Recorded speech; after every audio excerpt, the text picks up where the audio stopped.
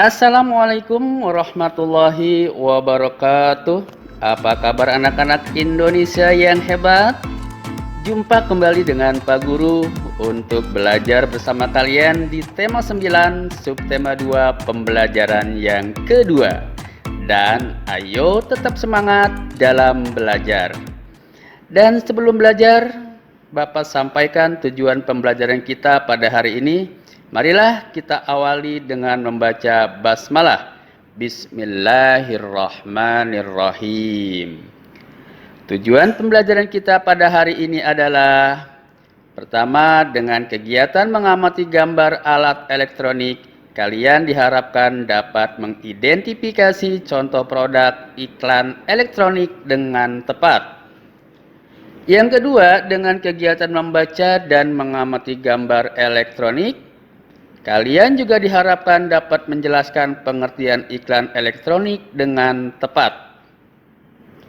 Yang ketiga, dengan kegiatan mengamati gambar-gambar iklan elektronik, kalian diharapkan mampu memberikan penilaian terhadap contoh iklan elektronik mengenai kelengkapan unsur-unsur iklan elektronik dengan tepat. Kemudian yang keempat adalah dengan kegiatan berdiskusi tentang mencari contoh materi termasuk zat tunggal, zat campuran homogen, dan zat campuran heterogen. Kalian diharapkan dapat menjelaskan alasan materi tersebut termasuk zat tunggal atau zat campuran homogen dan atau zat campuran heterogen dengan tepat. Dan yang terakhir, dengan kegiatan mengamati pola lantai tarian daerah, kalian juga diharapkan dapat menjelaskan kembali tentang pola lantai tarian daerah dengan tepat. Baiklah anak-anak, ayo buka buku kalian halaman 67. Pada teks tersebut menceritakan tentang kegiatan keluarga Siti saat membersihkan rumahnya. Dan benda-benda apa sajakah yang terdapat pada rumah Siti yang termasuk benda elektronik, nak? Iya, benar sekali. Ada televisi, ada radio, dan juga ada komputer. Pertanyaan Bapak selanjutnya adalah, apa fungsi alat-alat elektronik tersebut bagi industri periklanan? Iya, benar sekali.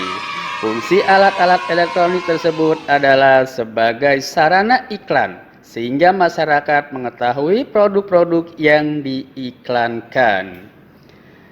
Baiklah anak-anak, sekarang coba perhatikan benda-benda elektronik berikut ini.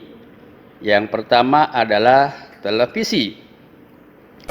Televisi merupakan salah satu media elektronik dan mempunyai peranan yang sangat penting dalam kehidupan sosial masyarakat.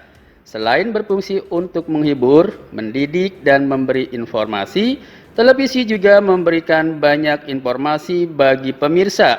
Salah satu bentuk informasi yang ditayangkan televisi adalah iklan.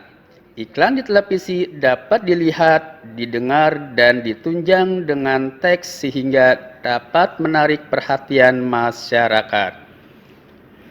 Benda elektronik yang kedua yaitu radio. Fungsi radio yaitu sebagai sarana penerangan, pendidikan, hiburan, dan sarana propaganda. Apa yang dimaksud dengan propaganda, nak? Iya, propaganda adalah serangkaian pesan yang bertujuan untuk mempengaruhi orang lain. Fungsi sebagai sarana propaganda terlihat dengan banyaknya pemasangan iklan. Iklan pada radio hanya dapat didengar. Oleh karena itu, radio dikenal sebagai media audio. Yang ketiga adalah komputer. Ketika dihubungkan dengan layanan internet, komputer bisa menjadi sarana promosi atau iklan bisnis. Banyak perusahaan besar, perusahaan pribadi, dan pengusaha yang menggunakan layanan internet di komputernya untuk mempromosikan atau mengiklankan produknya. Layanan internet di komputer sebagai sarana promosi atau iklan dapat menjangkau wilayah yang sangat luas dengan biaya murah. Berikut ini adalah unsur-unsur iklan secara umum. Yang pertama bersifat attention, yaitu iklan yang baik harus dapat menarik perhatian masyarakat umum. Yang kedua interest, yaitu menimbulkan minat. Yang ketiga yaitu desire, dapat menggerakkan keinginan konsumen.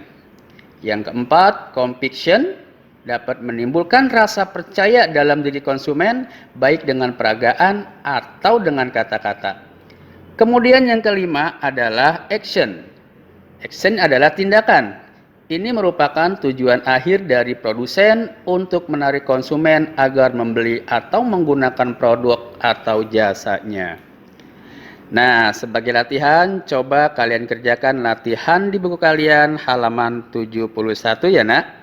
Jika sudah selesai, tunjukkan kepada Bapak Ibu Guru. Baiklah anak-anak, pernahkah kalian melihat iklan yang ditawarkan oleh sebuah rumah makan?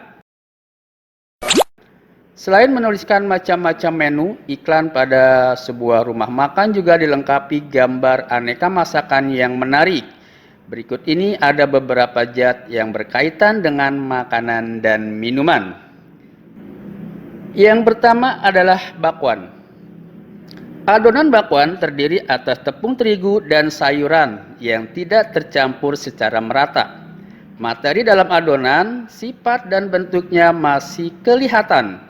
Berdasarkan ciri adonan tersebut, dapat kita ketahui bahwa adonan bakwan merupakan zat campuran heterogen. Yang kedua adalah air mineral.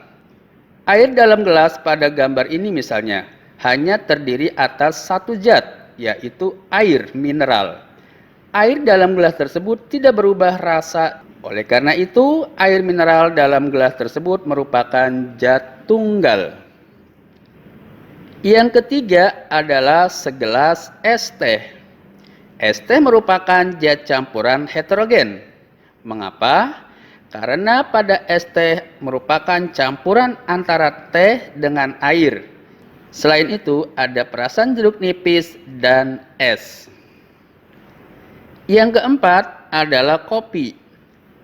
Kopi merupakan perpaduan tiga materi, yaitu air, gula putih, dan bubuk kopi. Coba perhatikan dasar gelas pada campuran tersebut. Dalam dasar gelas tampak adanya endapan kopi yang tidak larut sempurna. Berdasarkan ciri campuran pada kopi tersebut, dapat kita pahami bahwa air kopi termasuk zat campuran heterogen. Yang berikutnya adalah segelas teh manis. Pada campuran ini perpaduan tiga materi juga, yaitu air, teh, dan gula putih. Perpaduan antara air, teh, dan gula putih pada gelas tampak tercampur merata atau sempurna. Air, teh, dan gula putih tidak terpisah. Berdasarkan ciri teh manis tersebut, dapat kita pahami bahwa teh manis termasuk zat campuran homogen. Baiklah anak-anak, sekarang kita lanjutkan bahasan kita dengan memperhatikan gambar berikut. Oh, rupanya Siti sedang asyik minum sambil menonton pertunjukan tari di televisi. Siti sedang memperhatikan salah satu bentuk tarian. Pada tarian tersebut, gerakan para penarinya menggunakan gerakan pola lantai. Pada dasarnya ada dua pola garis dasar pada lantai, yaitu garis lurus dan garis lengkung. Coba perhatikan gambar pola lantai berikut ini nak. Gambar ini menunjukkan pola lantai yang dilalui oleh seorang penari. Sedangkan gambar yang ini menunjukkan garis di lantai yang dibuat oleh formasi berkelompok. Berikut ini ada tiga pola lantai. Yang pertama adalah pola lantai vertikal atau lurus. Ciri pola lantai vertikal atau lurus adalah penari membentuk garis vertikal, yaitu garis lurus dari depan ke belakang atau sebaliknya. Pola lantai ini banyak digunakan pada tarian klasik. Yang kedua adalah pola lantai diagonal. Pada pola lantai diagonal, penari berbaris membentuk garis menyudut ke kanan atau ke kiri. Berikut gambar pola lantai diagonal. Dan yang ketiga adalah pola lantai melengkung. Pada pola lantai garis melengkung, penari membentuk garis lingkaran. Pola lantai lengkung, ular, dan pola lantai angka 8. Berikut contoh pola lantai garis lengkung. Nah, anak-anak, sekarang kalian telah mengetahui pengertian pola lantai tarian daerah. Sekarang coba kamu cari contoh gerakan tarian daerah dari internet atau dari kaset video tarian daerah ya. Mintalah bantuan bapak, ibu, saudara, atau kakak untuk mendampingimu saat mengamati gerak tarian daerah tersebut. Lalu kalian tuliskan tarian yang kamu amati dan pola lantai tariannya. Selamat mencoba. Demikianlah pembelajaran kita pada hari ini. Semoga kalian dapat memahaminya. Marilah kita akhiri dengan mengucapkan hamdalah. Alhamdulillahirabbil alamin. Terima kasih. Wassalamualaikum warahmatullahi wabarakatuh.